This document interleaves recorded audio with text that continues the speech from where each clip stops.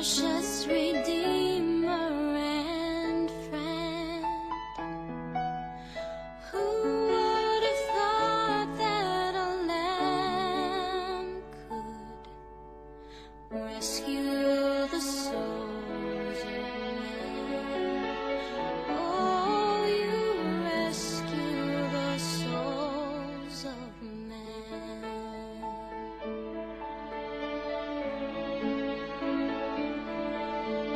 Counselor, Comforter, Keeper, Spirit we long to win. As it has already been mentioned this morning in church, we as a congregation have so much to be thankful for. It is totally the blessings of God that we have a building to meet together and worship Him in this morning. Last Sunday evening, a few of us got here before church started. Grace was here, Dale came, and you could already see the billows of smoke back in the south. And in fact, the ashes were dropping here in the church yard.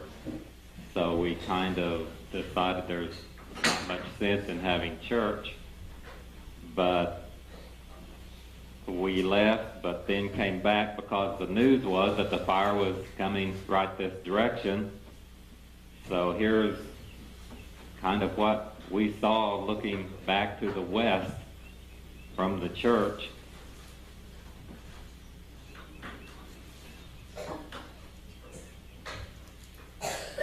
This is pretty much that mobile home just down the road going up in flames. There were a couple of the mobile homes that were spared, but it engulfed a lot of that area. Later on, I guess it would have been Monday, I came back out here. The report had been given out on the scanner.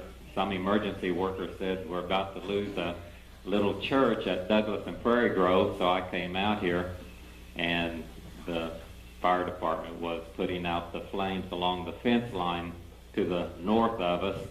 It could have been a different story if those flames had caught the cedar trees along the fence line. But we're so glad for God's protection. That's looking into the field to the north.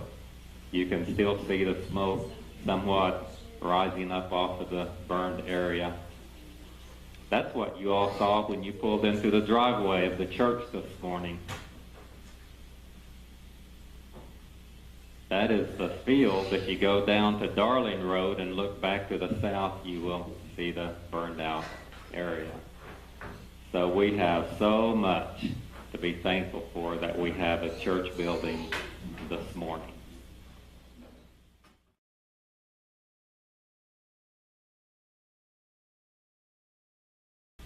Happy Mother's Day to all of the mothers here this morning. I am so glad that they instituted Mother's Day because they deserve a day to be celebrated. They do so much. They work so hard. They love so much. They need to be celebrated. They need to know that they are appreciated. What are mothers like? Quite the question, isn't it? And we will try to get out of church at a decent time this morning as we answer the question, what are mothers like? I'm going to consider it from three different perspectives. I'm going to consider it from a child's perspective, from God's perspective, and from a mother's perspective. What are mothers like? First of all, we will go to the child's perspective of what a mother is like. Now, this could be rather interesting.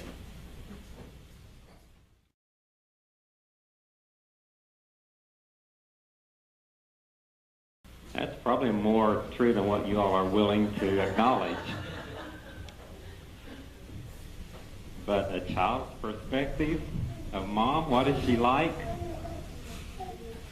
You ever have to have patience with Mom? Probably so. Here are some quotes that I just know it had to be a teenager that wrote these quotes. So listen to the quotes. My mother taught me to appreciate a job well done. If you're going to kill each other, do it outside. I just finished cleaning. My mother taught me religion. You better pray that will come out of the carpet. My mother taught me logic. Because I said so, that's why. My mother taught me how to meet a challenge. Answer me when I talk to you. Don't talk back to me. My mother taught me irony. Keep laughing and I'll give you something to cry about. My mother taught me about the science of osmosis. Shut your mouth and eat your supper. My mother taught me about contortionism. Will you look at the dirt on the back of your neck? My mother taught me about envy. There are millions of less fortunate children in this world who don't have a wonderful mother like you do. My mother taught me about justice. One day you'll have kids, and I hope they turn out just like you. And so I ask, do we fully appreciate moms when we have them? Probably not.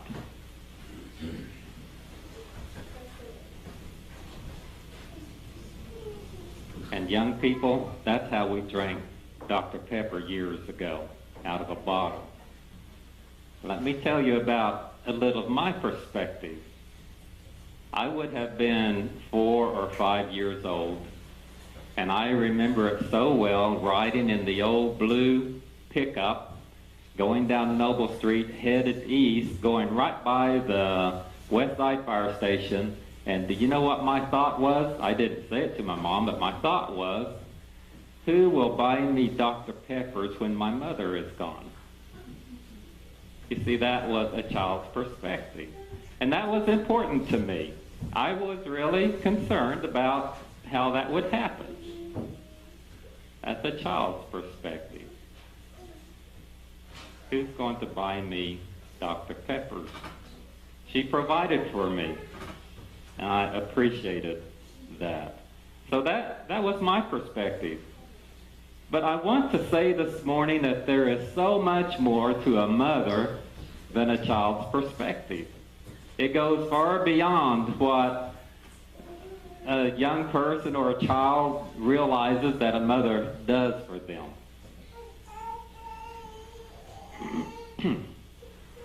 I want to look at a mother now from God's perspective. And I considered several mothers of the Bible to talk about them this morning. But I settled upon the widow of Zarephath as an example of someone that God used and had pleasure in. What was the widow of Zarephath like? How did God view her? What was she to him? Back in the Old Testament, there was King Ahab. He was king of Israel. He was Jezebel's husband.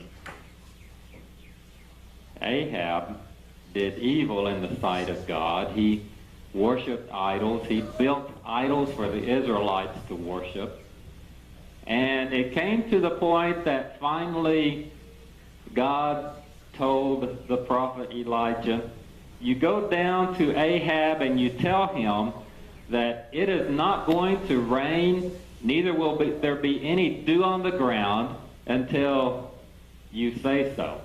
So the prophet Elijah went down and told Ahab, said, you've done evil in the sight of God. It's not going to rain. There won't be dew until I give the word for it to rain again.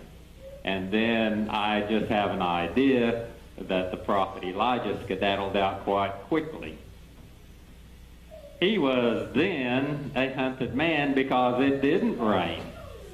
And so God told Elijah, he said, go down to the brook Cherith, and I will provide for you. So the prophet went down there, and every morning and every evening, the ravens would bring meat and bread to the prophet. And he ate, he did quite well.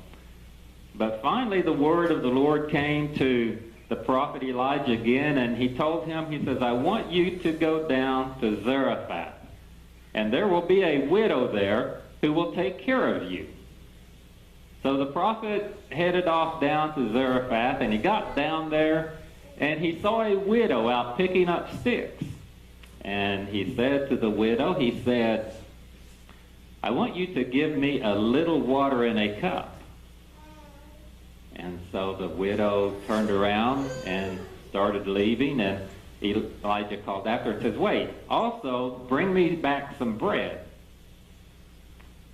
The widow said, you know, I'm picking up sticks to go home because I have just a handful of flour in a bin and a little bit of oil in a vessel, and I was going to cook a little bit of bread, and then that's all we have. Me and my household, my son would die.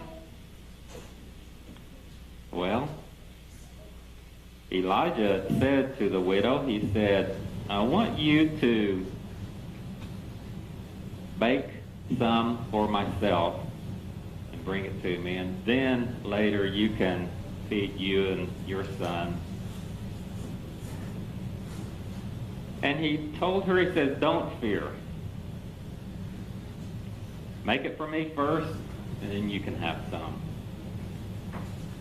You know, that meant a lot to that woman. Do you understand that this was all the food they had? And it was also, she didn't have any prospect of getting any more food. This was it. They were going to make some bread, and then they would perish from hunger. What did she do? I want to say this morning that godly mothers have faith. They really do. You won't find anyone with greater faith than a godly woman. This widow went home to her house. She did exactly what the prophet asked her to do. And did you know the Bible says that her and her household ate for many days from the flour and the oil? God provided for this household. God looked with pleasure upon what the widow had done. It could have been a totally different outcome if this widow had said, you're kidding me. There's no way that I'm going to feed you before I feed my family. But she put God first in her life, above everything, above her own needs and wants. She put God first. And God respected that and blessed her because of her faith in providing for the prophet. Godly mothers have kindness. They're kind to their household, and they're also kind to others. You've heard Sarah Palin say, don't mess with a mother grizzly. A mother grizzly has a lot of love in her heart for her household, for those things that will help her do well. But yet, did you know that when you look at a godly mother, it goes beyond her household? God is first. She put the prophet first, and God blessed her and helped her, and made the oil and the flour to go for days and days and feed them. So a godly mother, she has a lot of kindness in her heart. A godly mother has self-denial. She will feed her children before she feeds herself. I remember a story that my mother used to tell. She said that when she was small, living at home. They lived in the corner house there of the old print shop property. And that you never knew who was going to show up for dinner at the print shop house. They, of course, had the workers from the print shop who would eat there at noontime. But there would be ministers traveling through or people just showing up to eat at noon. And there was this one particular elderly gentleman who I guess would show up once in a while to eat at the table. And food wasn't always abundant for the Pruitt family. They would have to make everything go just as far as it would. And so when it came time for dessert, they would cut the cake or the pie into however many small pieces they needed to feed everybody around the table. Well, this particular day, they cut just enough pieces of, I think it was cake, for everybody, and they set it around the table. Well, this one elderly gentleman, he wolfed down his piece of cake, and he looked over at Grandma Pruitt's cake and says, "If you're not going to eat that, I'll take it." You know what she did? She gave it to him. Well, Mother, and I guess some of the other children, thought that was just horrible of him to do that. But that is the self-denial aspect of a mother. She's just so used to giving up maybe her own life, her own needs. She will labor long into the night to sew the costume the child needs for a play the next day, or to cook food for the dinner at the church the next day, or whatever she has to do. It's self-denial. She gives up her desires, her wants, her needs to bless others. Godly mothers have introspection. There came a time in the widow of Zarephath's life when her son became ill and died. And so the prophet Elijah came, and the widow said to the prophet that, "Have you come to bring my sin to remembrance?" Here was a woman who was godly, who was doing everything that she knew to be a blessing to others. She had put the prophet first in her life. Her son died, and here comes the prophet. And do you know what her thinking was? I must have done something wrong. I must have done something wrong. I remember my father making the statement. He said, "I wish that I had done a better job in raising you all." Well, I did not understand that statement because I thought he had done a great job in raising us. But yet, in a parent's heart, and I think especially in a mother, there's introspection as to, did I do a good job? Did I do everything just right? Have I given my child the best chance in life? Have I been too easy on them? Have I been too hard on them? There's that desire within that mother's heart to do the very best job possible, and sometimes they question themselves. Now let's look at what a mother is like from a mother's perspective. And I'm not a mother, as all of you know, so I can't speak from personal experiences. But I can tell you that maybe knowing Mary's heart, her emotions, and her outlook, and also of other mothers who've expressed it a little bit, of what a mother's perspective is on motherhood.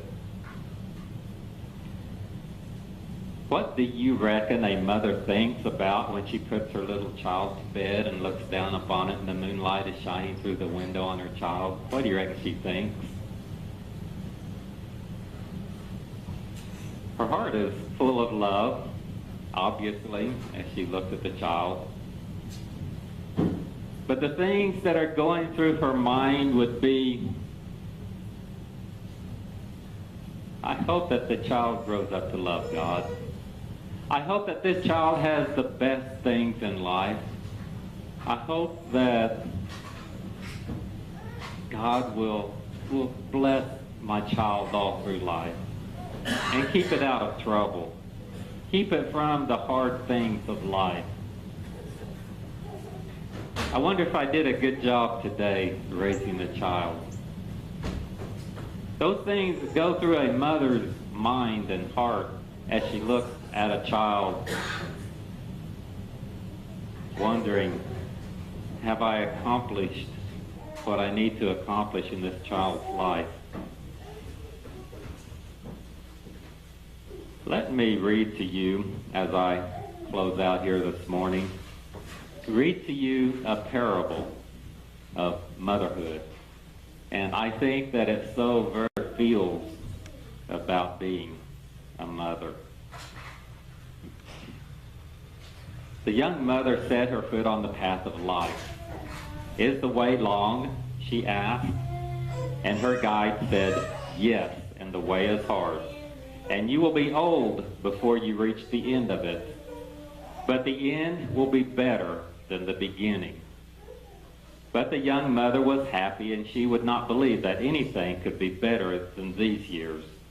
So she played with her children and gathered flowers for them along the way, and bathed with them in the clear streams, and the sun shone on them, and life was good. And the young woman cried, nothing will ever be lovelier than this. Then the night came, and storm, and the path was dark, and the children shook with fear and cold. And the mother drew them close and covered them with her mantle. And the children said, O mother, we are not afraid, for you are near, and no harm can come. And the mother said, this is better than the brightness of the day, for I have taught my children courage.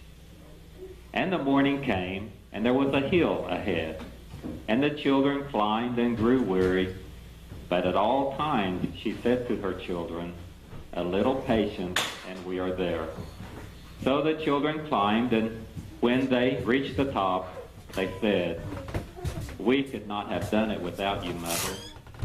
And the mother, when she lay down that night, looked up at the stars and said, this is a better day than the last, for my children have learned fortitude in the face of hardness. Yesterday I gave them courage, today I have given them strength. And the next day came strange clouds which darkened the earth, clouds of war and hate and evil. And the children groped and stumbled. And the mother said, look up, lift your eyes to the light. And the children looked and saw above the clouds an everlasting glory. And it guided them and brought them beyond the darkness. And that night the mother said, this is the best day of all, for I have shown my children God. And the days went on, and the weeks and months and the years. And the mother grew old, and she was little and bent. But her children were strong and tall, and walked with courage. And when the way was hard, they helped their mother.